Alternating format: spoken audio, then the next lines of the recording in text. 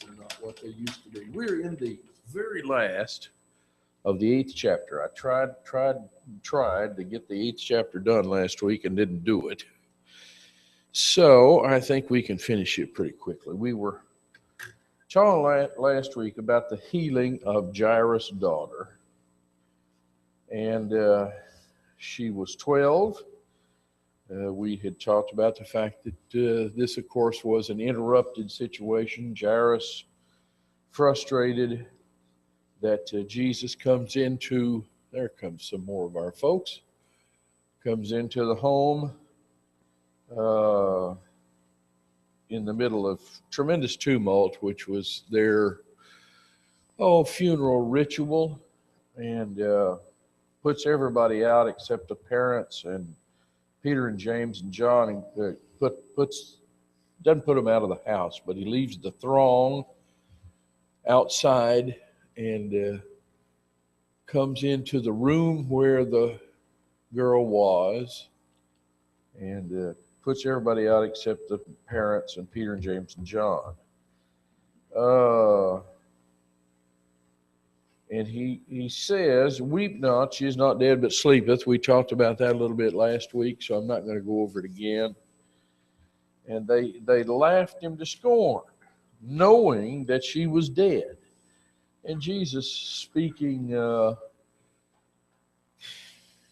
metaphorically, figuratively, as he does on other occasions. For instance, we cited the conversation about Lazarus over in the Gospel of John. And then verse 54, this was about the last thing I wanted to comment on last week, just couldn't get there. He put them all out and took her by the hand and called, saying, "Maid, arise."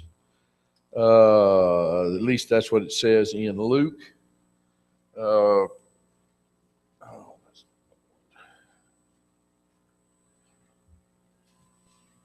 Welcome, Bill and Jan and Lynn and so forth. All the important people are here now. Maybe there's some others where it was just a little bit too chilly this morning. We could hardly blame them. But he said, "Maid, arise." Now the account in Mark, which is the companion account, says, and we can understand to some extent why Luke does not do this. But the account in Mark, where is it? Mark 5, adds a little bit more to this as to what Jesus says in verse 41. It says he took the damsel by the hand. Now, Mark, I believe, tells us that. Yeah, he took her by the hand and said unto her, "Talitha cumi," which is being interpreted, "Damsel, I say unto thee, arise." And of course, the Luke, writing for a Gentile audience, doesn't feel obliged to give the Aramaic expression that Jesus used. But it is interesting.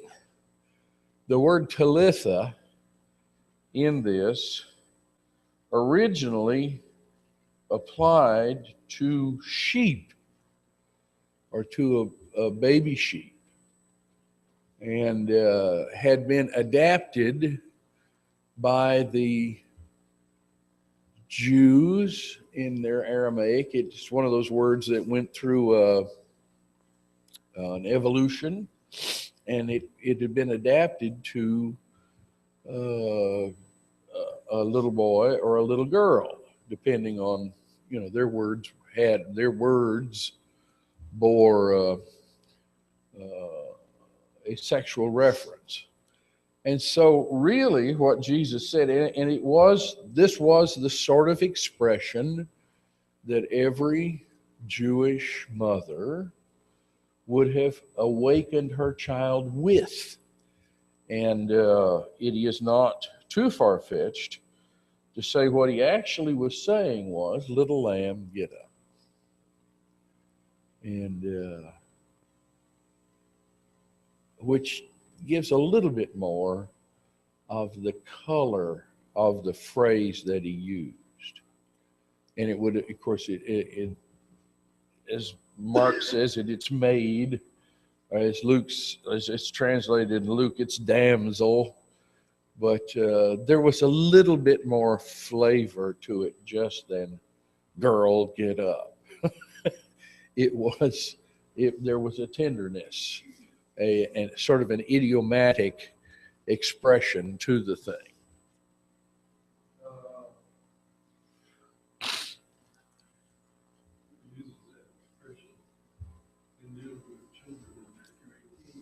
What's that? Yeah.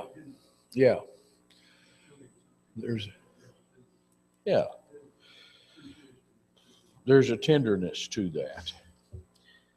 And her spirit came again, and she arose straightway. That's always interesting. Mark, in verse 42, also uses that expression, straightway. And if you ever, one of these days we'll study Mark, but one of the amazing things is how many times Mark uses that expression. Sort of immediately, straightway, she got up. And indicative of the fact that there was no recuperation period.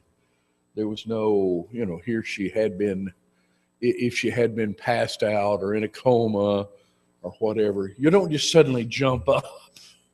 Well, she immediately, straightway, she arose, and he commanded to give her meat, to give her some food. As undoubtedly she would have been hungry and exhausted from that. And her parents were astonished. But he charged them that they should tell no man what was done. Now, in this next chapter, we're going to see more of this. Why do you suppose would he have told them not to tell anybody? Pardon me.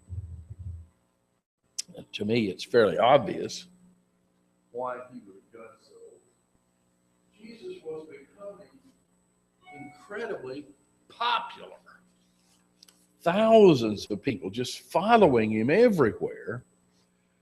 The throng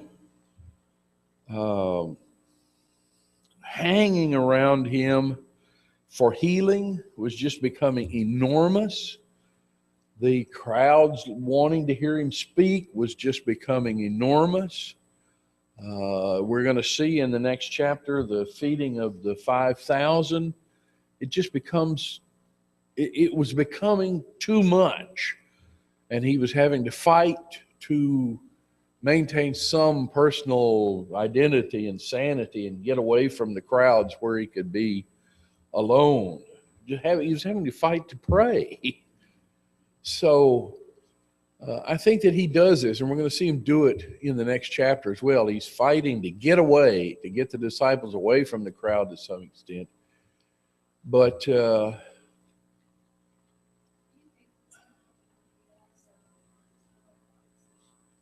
yes.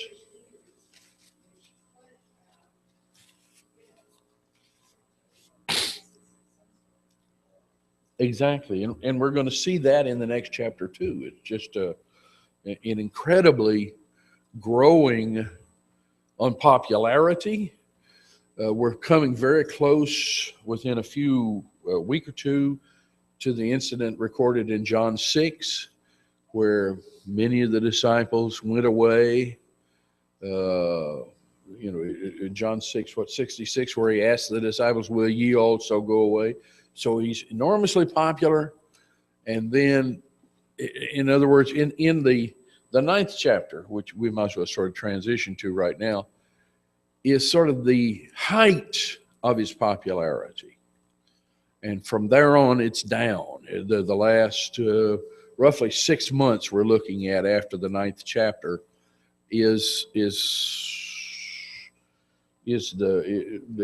crisis, is the growing opposition, unpopularity, hatred. We see Herod and the Jews both are trying to get hold of him to see what's going on, and if this had been widely published that he was busy raising the dead, just think about it. My goodness. I drive by Crown Hill Cemetery all the time where my dad is, and the cemetery is just full. Everybody. Don't you have folks in cemeteries scattered around here? Wouldn't you, if you thought there was somebody who could raise the dead, want to go sort of talk to them and see about the people that you love? So it was in danger of making it impossible to do anything. You know, at some point, it's just the traffic is so bad nobody can move, and so he cautions them not to say anything and to leave the situation alone. All right. Is there any other question about this 8th chapter? If not, we're going on to the 9th. And the 9th in Luke is sort of an amazing chapter. You know, if you ever wondered, well, were these disciples copying one another? No. Look at the 9th chapter of Luke. You'll see they weren't copying one another. Luke greatly condenses, avoids, doesn't even refer to some of the things that are dealt with in great detail in some of the other books. I've suggested to you before, I believe Mark and Matthew had been written before the Gospel of Luke, and perhaps Luke has seen Mark and Matthew. He seems to have, and sometimes almost seems to be quoting from them, or at least referring to them, because they're very identical language.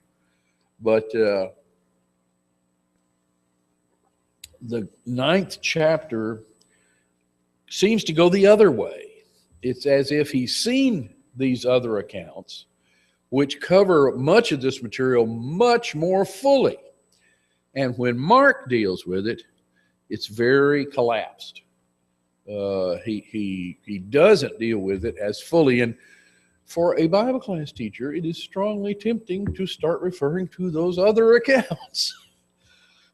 And I intend to not do that as much as possible. I will try to tell you that those other accounts are there, and something of what Luke is sort of leaving out. But I don't want to, we're studying the Gospel of Luke, and so I don't want to make this a study of the entire synopsis. I want to see Luke and think with you about this particular gospel. In Luke 9, the first 6 verses, this is detailing for us what's usually described as the 3rd tour of Galilee. Jesus had an initial tour, if you remember. He had a second excursion going around teaching, and this is the 3rd that's being detailed. And in this one, he is sending his disciples out to what a lot of times we refer to as the limited commission, to deal with some of these things. Just to show you some of the, Matthew deals with this, what Luke covers in 6 verses, Matthew covers in a chapter and a half. Matthew covers this area from Matthew 9, verse 15, or verse 35, through chapter 11 and verse 1. So half of 9, 10, and into chapter 11 is how Matthew's covering it. Luke covers it in 6 verses in the 9th chapter. Mark covers it in a couple more verses. He covers it in about 8 verses. But Matthew covers it very extensively. And so there's no difference in that. There's no conflict. But it seems obvious that maybe Luke has seen the coverage in Matthew and does not feel obliged to refer to all those things. Matthew, when he covers it, involves the the naming of all the disciples and so forth. But anyway, we're not going to go into that. In verse 1, he called his 12 disciples together and gave them power over all devils and to cure diseases. Now, some of the other accounts indicate that they could also raise the dead. So he's given them some powers of the Holy Spirit and is about to send them out. And he sent them to preach the kingdom of God and to heal the sick. And so there's several reasons we might suggest for his having done this in this particular fashion. He did it on one hand to multiply the effect of his mission. There's 12 of them, there's only one of him. And as I've indicated, time is getting a little short for doing this. He says that before you've gone through all the cities of Palestine, the end will come. So there's a push now. And so he sends them out to multiply the effect of his ministry. They separate. They're all not going to be together. Secondly, he wants them to realize the miraculous power and the evidence of that, so that later on they would be perhaps more qualified to be eyewitnesses of his death and resurrection. And thirdly, he sends them out so that they can learn to preach. So far, they've just been sort of huddled around him. At some point, you've got to start doing it yourself. You've got to go out and be doing the thing. As I mentioned in John 6:66, there's an awful lot of disenchantment coming very shortly.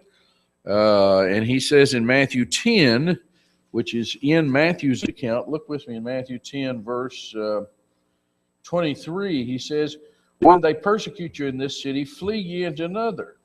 For verily I say unto you, ye shall not have gone over the cities of Israel till the Son of Man be come." He says, you're just not going to have an opportunity. There is a growing urgency. And they were to go out teaching that the kingdom of heaven was at hand. They weren't preaching Jesus necessarily as the Messiah. They were teaching him as king. Now, he also says in verse 3, he said unto them, "Take nothing for your journey, neither staves, nor scrip, nor bread, neither money, neither have two coats apiece. And whatsoever house ye enter into, there abide, and hence depart. And whosoever will not receive you when you go out of that city, shake off the very dust from your feet for a testimony against them." Now, Matthew and Mark go into that far more extensively. Apparently, what he's saying, he says, don't take staves. The other account, for instance, Mark in verse, the Mark is in chapter 6, verse 9. He says you can take a staff, whereas in the account in Luke says don't take staves. So the idea was you can take one, but there's no point in taking 2 or 3 staves. They pretty well needed a stave to defend themselves, to help as a walking stick, to chase dogs, I suppose, or whatever might come against them. It is somewhat interesting. If you have a chance, you might look with me in Luke 22 and verse 35. This isn't the general command of the Lord. They were highly popular at this time. They would be well received in most of the places that they went. And so it wasn't necessary for them to take money and clothes and lots of extra food and so forth. It wasn't necessary for them to take a lot of extra clothes. The Lord says, you're going out there and people will receive you. There will be somebody who receives you into his home. But later on in Luke 22:35, as Jesus speaks again, he remarks on this previous sending. Look at verse 31 of Luke 22. The Lord said, Simon, Simon, behold, Satan, this is what we call the Last Supper, Satan hath desired to have you that he may sift you as wheat.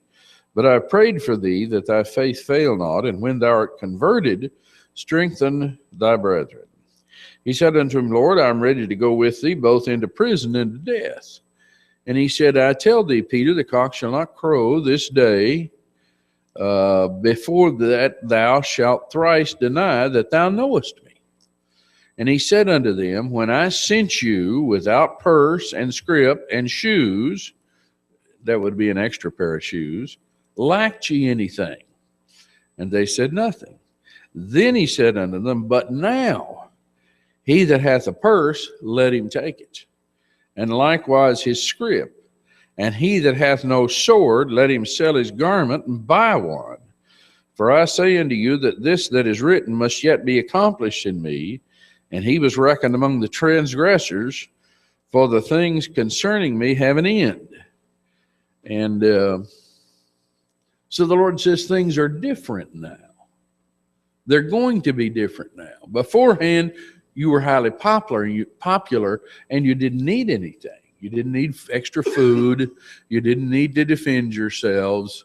You didn't need a lot of extra clothes. And of course, there was a push. You got to hurry up and do this. Now, not those things are not the case. You're not going to be easily received. You're not going to be highly popular. People are not going to just open their doors to you and welcome you in. And so you're going to need to provide yourself. Things are different. And so this, some guy starts out preaching today and he expects people to just donate money to him and so forth. It isn't going to be that way. I see all the time some young man who writes the church here or somewhere and says, send me money, I want to preach the gospel. Well, not only true of High School Road, but a lot of other places, we just don't have the money. And so maybe before you quit your job and before you exhaust all your savings, before you launch out there without any health insurance, maybe you need to think about that. And how are you going to provide for you and your family? That's what the Lord says. Before you guys go out and preach the gospel, but said, take a bag of money, take food, take extra clothes, provide for yourself, take some way to defend yourself, buy a sword, because those things may be necessary. You're not going to be, wildly popular, and people are not just going to lay down and hand you money by the bushelful. And so I usually advise young men here. I went to Nigeria a few years ago to speak to a lot of young preachers, and I said, listen, I said, America is a wonderful place, but you're going to have to provide for yourself. Either the church you're preaching at's going to have to help you, or you're going to have to get a job and not depend on people just mailing you bushelfuls of money to continue this thing you want to do, which is preaching the gospel. You're going to have to provide for yourself. So this situation, I don't want to say it's unique, but it was unique at this time. And at this time, they didn't need these extra things. They were too popular, and there was a rush. So, yes, ma'am.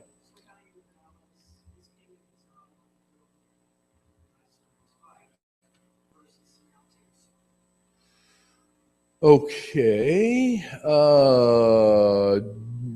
Gloria asks, I've got to repeat this. How do you compare, contrast, balance? She says, the Lord's expression, my kingdom is not of this world. If it were of this world, then would my servants fight, that I should not be delivered thence, versus take a sword. There's a difference between fighting to defend the kingdom and taking a sword to defend yourself personally against personal attacks, robbers, and just malicious people. That I think the passage, my kingdom is not of this world. It is not addressing the idea of personal defense or self-defense. It's addressing the idea of defending Christianity by worldly means. I'm reminded of a passage in 2 Corinthians, the 10th chapter, where it says in verse 4, the weapons of our warfare are not carnal, but mighty through God to the pulling down of strongholds. Our warfare, our spiritual warfare, is just that, spiritual. But at the same time, we live in a world where there's also, for our personal self-defense, for our nation's self-defense, there is the defense of the physical kingdom, not the Lord's kingdom. The defense of the United States, the defense of our own personal homes. And so, yes, I think that passage is telling you, you may need to defend yourself. And the Lord told him, take a sword. For that matter, he told him, take a stave. I don't want to be somebody taking a sword after me, and I sure don't want to be beat with his stick either. That hurts just about as bad.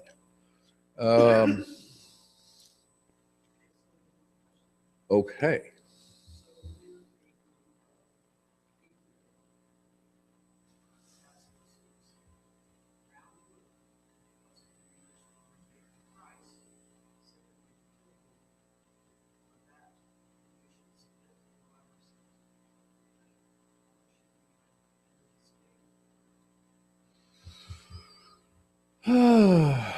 Boy, that's really kind of a depressing thought, isn't it? Gloria adds to this the possibility of religious persecution and says, should I defend myself against religious persecution? I think that there are limits to that. At the same time, Paul defended himself to the extent that defense was possible against religious persecution. He said he appealed to Caesar and thus was defending himself in that fashion. He appealed to the privileges of his citizenship on several instances in his travels, which constituted a defense based on religious persecution. I read in the papers every now and then that people try to describe that we're going to be in a religious war. And I don't believe that. I don't think we're going to attack Muslims because they are Muslims. I don't think we have any business doing that as Christians. Now, if our nation feels threatened by another nation of a different religion, that's a whole different thing. That's a question of our nationhood. But I don't think we're not going to be any religious war per se. I don't think we have any business as Christians saying we're at war with Muslims in any physical confrontation whatsoever. But to a certain extent, yes, I think you have a right to defend yourself. And unfortunately, we've seen so much in the papers about either some religious nut breaking into a church building and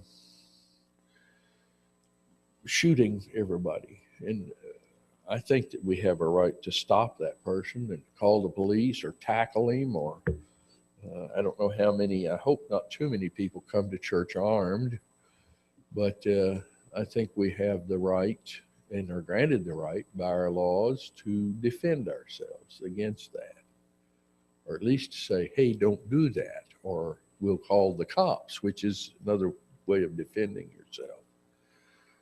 But anyway, did that answer your question? I'm babbling on here. Gloria says yes. And she also said it was a wonderful answer, and she appreciates me as a Bible teacher. Hey, I get to interpret these comments from the audience. Anyway, actually, she just nodded, but anyway, I'll give that on record. We do have to get those mics in the audience so that I don't get to interpret them as I please.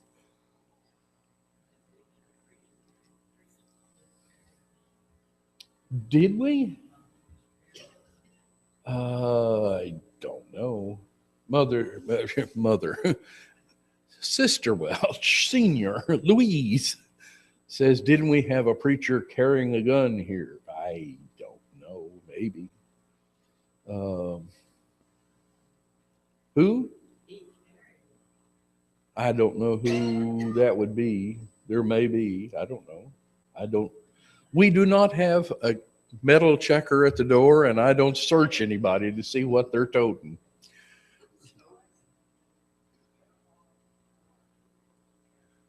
Well, it's for some, either the world has become scarier or the advertising that we read has made us more paranoid about the dangers that we live in. So there are a lot of folks that seem to be wanting to go armed. So that's their decisions you got to make.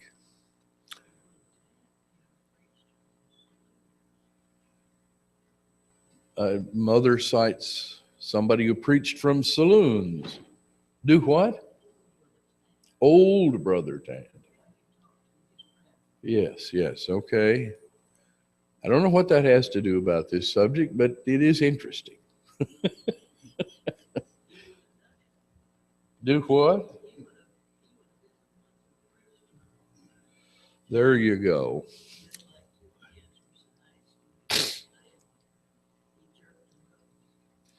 I'm going to have to bring a mic back to you, Mom.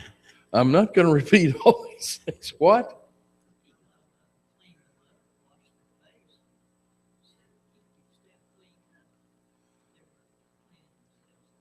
Oh.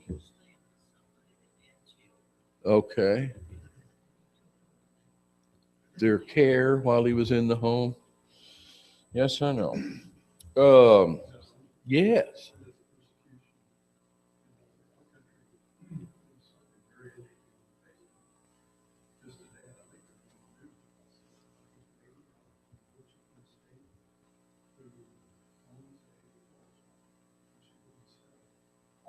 Yes. Yeah.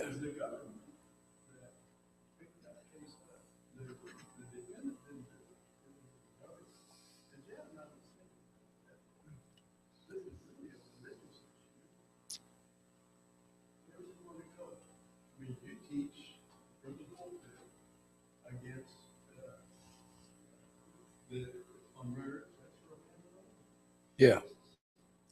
Well, yeah.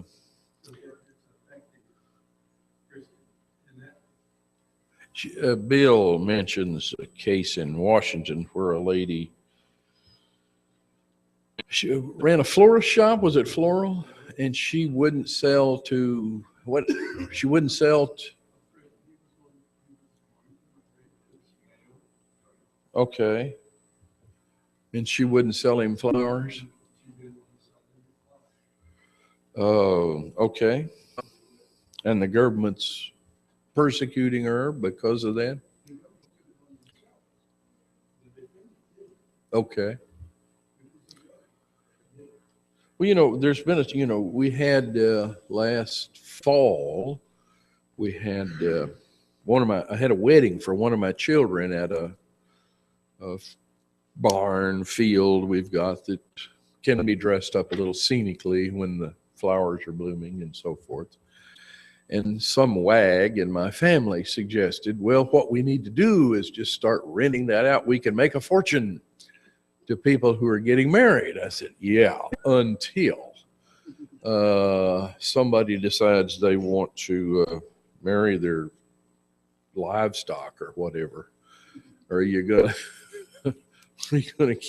and then the government's gonna shut you down from that foolishness because you don't want to have that sort of thing. Or, and for me as a Christian, there might be other criteria. For instance, I might not like instrumental music. I might like not want booze at the thing. And, I've got a whole lot of restrictions. And I said, it's just not going to work that way. Or marrying their third wife unscripturally. At some point, it's none of my business to investigate, everybody's marital situation. So maybe we ought to stay away from that. We know about our family and we know how that is. So let's just kind of keep that to us and not go into the business where we're going to have to fight everybody. But I would worry about it. If I was a florist, if I was a caterer or a cake baker, it is becoming threatening and persecutorial by the government. And you either fight against it or you say, okay, I'll close down before I have to do that. Now, it has been, I think, successfully sort of fought. I know, Hobby Lobby has fought against it to some extent. And Chick-fil-A has done some things and so forth. So I suspect that people with deeper pockets than some poor little florist or some poor little caterer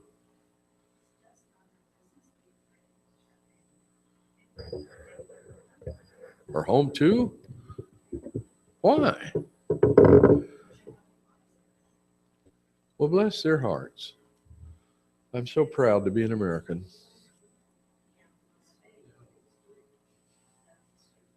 Well, let's all move to the state of Washington. Yes, I know.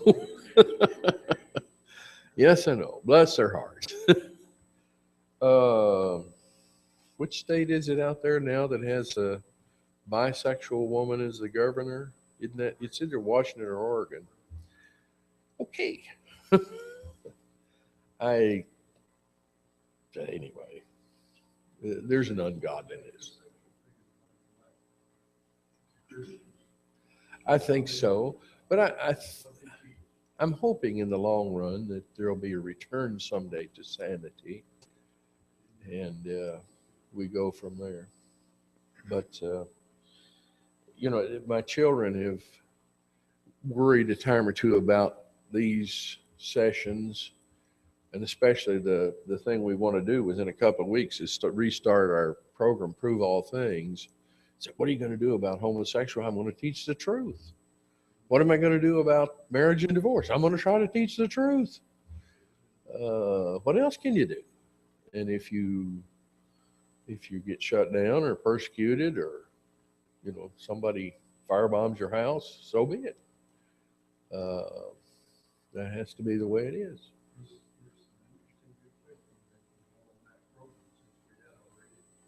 Yes, I know.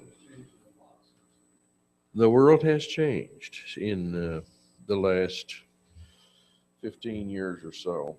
All right, let's go on. Let's look at the next section, and this also shows a very brief account in Luke. Mark is far more extensive. Mark devotes nearly 20 verses to this section, whereas Luke covers it in 3. So quite a disparity. So in verse 7, Herod the Tetrarch heard of all that was done by him, and he was perplexed, because it was said of some that John was risen from the dead, and of some that Elias had appeared, and of others that one of the old prophets was risen again. And Herod said, John have I beheaded, but who is this, of whom I hear such things? And he desired to see him. Now, the interesting thing about this is that,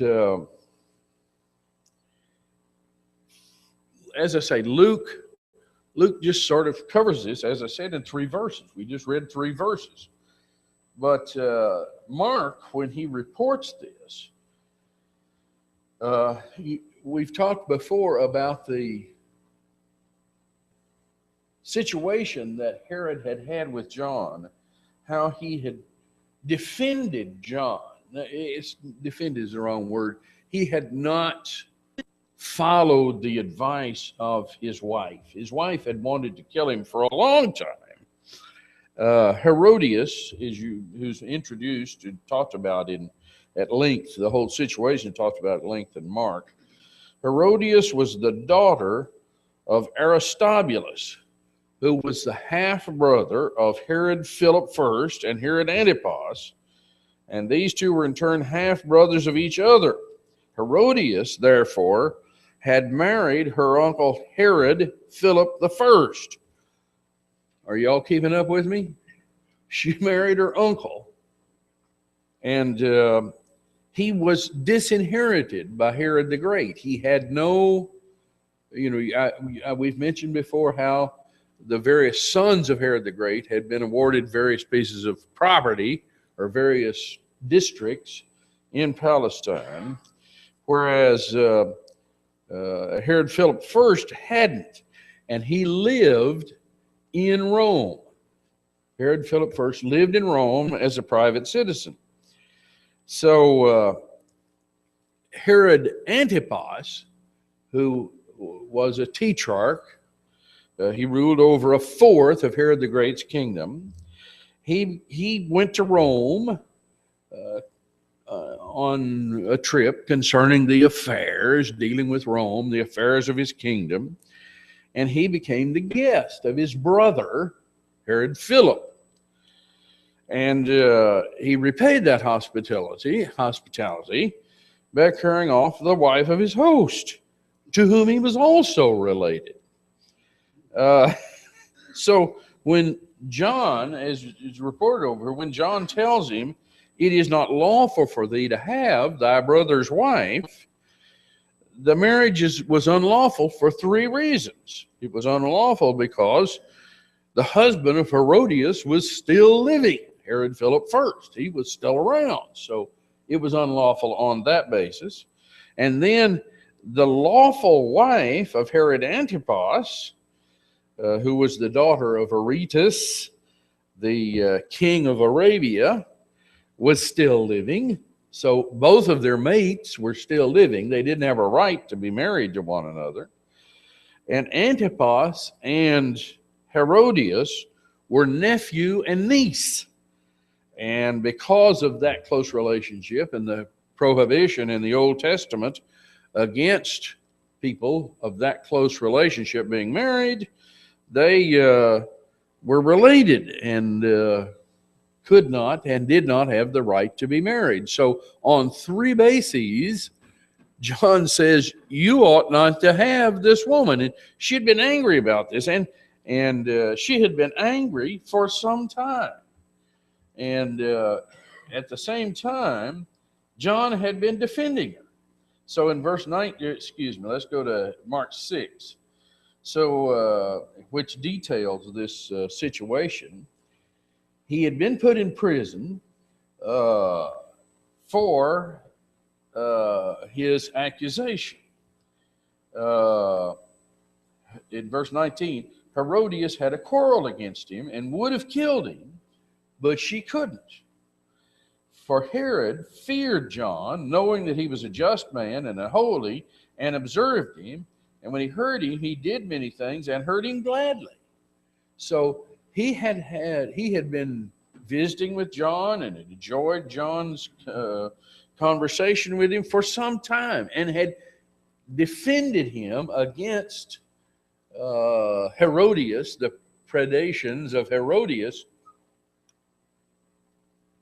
who wanted him all along killed. And then, of course, you know that on his birthday, he threw a big feast and brought in all of his high lords, and his daughter, the daughter of Herodias, came in and danced. He probably was drunk, made a stupid statement, and he said, "Anything you ask of me," she said she'd give her. Then in verse 26, she, of course, goes out and asks her mother what she'd asked for, and her mother says, asked for John's head. And the king was exceeding. Now, notice verse 26. This is kind of insightful in Mark. The king was exceeding sorry, yet for his oath's sake. Now, and then notice, I think this is more the reason. And for their sakes which sat with him. What is peer pressure, I guess, or they would have made fun of him. They would have ridiculed him, and probably were. Said, "Oh, are you going to do this now? Just because this little dancing girl has asked for it?" And so he goes ahead. It's sort of the foolishness of people who get themselves committed to a dumb dare, or that sort of thing.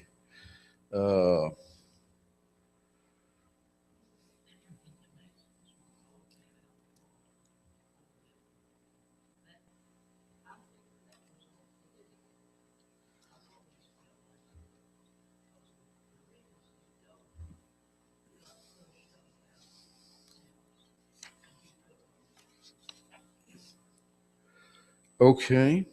Mother says she thinks that Paul's being led out of Damascus under King Aretas was related to this, that somehow or another he still held a grudge based on that. Yes, which you are welcome to. Yes. Okay, I've got a couple. Yeah. I'd like to go just a little bit further into this. I went ahead and talked a little bit about Mark to detail. We talked about how the pressure was growing. Well, here, John's been killed. But now, all three of the synoptic gospels report at this point, at the height of Jesus' popularity, there's this growing pressure. Herod wants to talk to him. And this, even though Luke only collapses it to 3 verses, the others are citing it as a significant reason why Jesus begins to strongly withdraw. He has become too popular. He is attracting too much attention. Herod's wanting him. The Jews are attacking him. We're going to see in just a few verses that he's become so popular that in John, that's not John 6, but right after the feeding of the 5,000, the Jews want to come and take him by force and make him a king. He's just become enormously popular. He's got pressure from Herod wanting to talk to him. That's kind of one of those, when you get the letter from the IRS that wants to come out and help you. Okay. Or when suddenly the Jews want to, let's talk a little bit more about what you believe here. And then you have this enormous push by the people. Let's make you a king, which is contrary. They don't understand what you've come for and the nature of your kingship. It's just becoming enormous pressure. And you're going to see Jesus begin to try to get away from it and to pull the disciples apart to do a little bit more personal teaching to them. So he's making this real quick tour of Galilee, sending the disciples out, and then you're going to see him begin to withdraw, but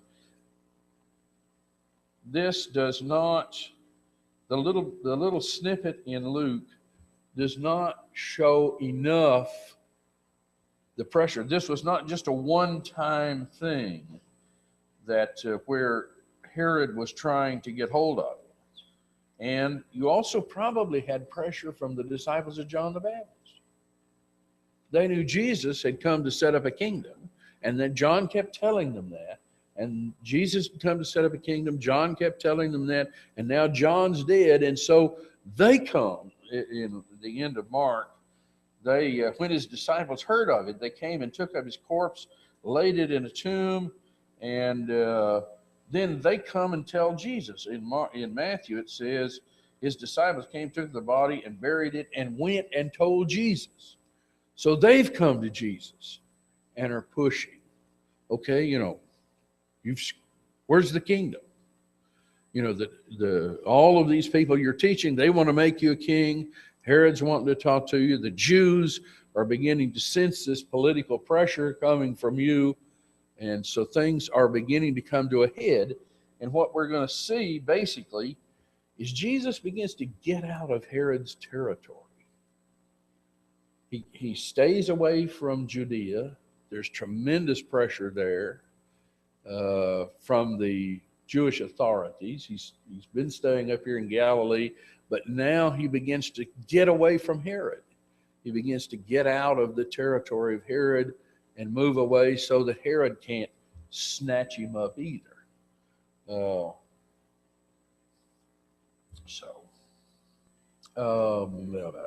out of time. We will move on in our next study. We'll start with verse 10 in our next study, which is the feeding of the 5,000. And the feeding of the 5,000 is interesting in that it is one of the few miracles where all four of the Gospels report this. So it undoubtedly was a very significant miracle in the life of Jesus. All four of them reported in great detail. So it is a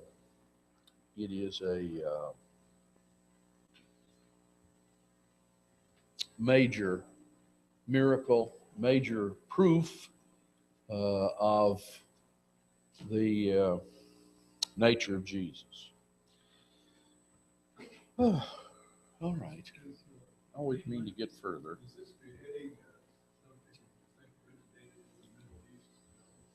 The beheading. Oh, I don't know where beheading originated. I suspect it's been around a while. It sort of ends things permanently. To be honest, I don't like the way they do it. I mean, the guillotine was really kind of effective and quick. We want to do the artificial injection or the electric chair. That guillotine thing, you drop that big knife and it's done. So I don't know why we don't do that.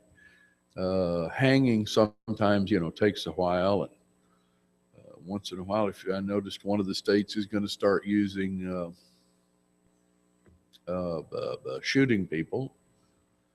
So it's been around. But all over the world. It's a quick way to do things. Well, why is that more gruesome? Well, I mean, I don't like watching it. Gloria was telling me she had watched one of them. I don't want to watch it. But I don't want to see anybody hung either, really. I don't want to see them cut people's heads off at the guillotine. I don't want to see electrocutions. I don't even really want to. Yeah, exactly.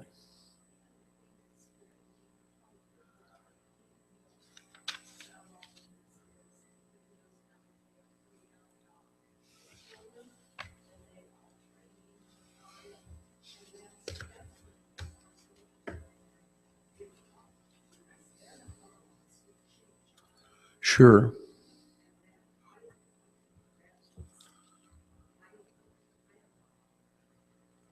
Right. Dave, are we still recording? Okay, let me repeat some of the things there. Bill has commented that he wonders about the origin of this beheading business, and I don't know that. And Rita commented that one of the things that's frightening her more and more is a lot of the training of children to be involved in some of this brutality, which means effectively that our soldiers are going to have to go into situations more and more and where there are going to be women involved and children, and it really requires it requires we're trained as a nation to have some respect for women and children, and it requires the denial of that, to go to war against women and children.